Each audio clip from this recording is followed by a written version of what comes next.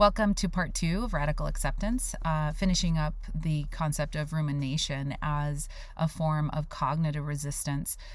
We'll find that thinking about the same thing over and over and over is a form of resistance. And if you find yourself doing this, then likely there is unnecessary suffering that is occurring because we are adding the loss of energy associated with resistance to the inevitable pain.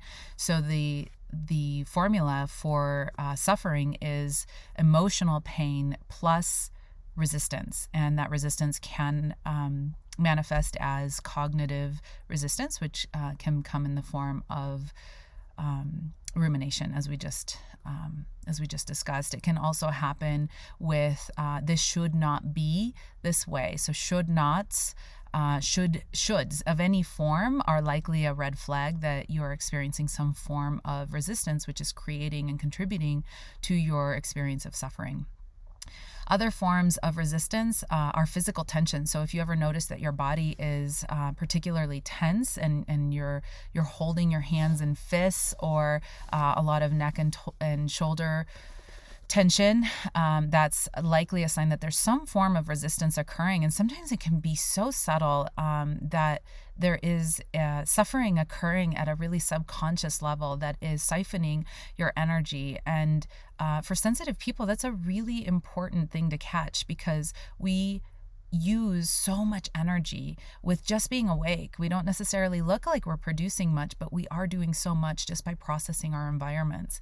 And so when we are experiencing a lot of tension in our bodies, oftentimes this is a sign that we are losing energy unnecessarily.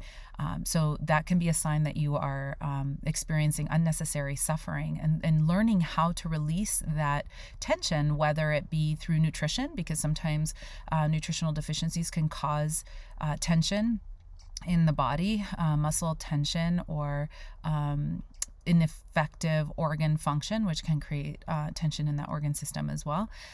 We lose a lot of energy that we can be conserving to use in a much more effective way. So physical tension is one of them. Emotional tension is another. So emotional tension is going to manifest as anger. It might manifest as anxiety. And of course, these things also will contribute to physical tension as well, and oftentimes cognitive. That's one of the things that we talk about at Pure Vita is how all of the systems have an interplay that relates to our experience, and that's a kind of a cognitive behavioral therapy approach to understanding the origins and the roots of our disease or imbalances. So those are the three main ways that we experience resistance. And that's the goal in our work is learning how you uniquely experience resistance, and how we can support you in creating more ease cognitively, emotionally, physically, and spiritually, so that you conserve energy and you're able to apply that to the things that you really want to be doing. And in the sensitive population, this is really the key to experiencing our greatest quality of life. So that is the very summarized version of radical acceptance. And like I said, it's something that I can talk about for a very long time. So I tried to be really concise. Hopefully I got the message across. The thing to remember is the inevitable pain of life is going to be much less demanding, much less depleting, if we can accept where it is, what it is, and therefore identify where we want to be and get there much faster than if we continue to deny the reality of where we are, which is creating suffering. So when we resist our emotional pain, we are creating more suffering in our lives, and that is optional. That's the message.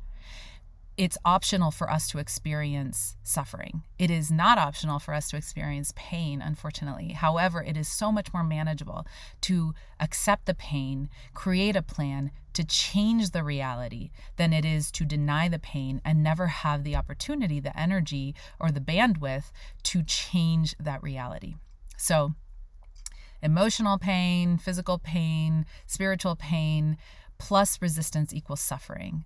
easing that resistance into acceptance is what's called radical acceptance. And I hope that you are as fascinated by this topic as I am. I have so much more to talk about, but I think this gives a pretty good introduction. And if you'd love to learn more, this is one of the things that I talk about on my Instagram, Natural Dr. Lamb, or on our Facebook group for Pure Vita Natural Medicine. So follow us there, and we hope to see you soon.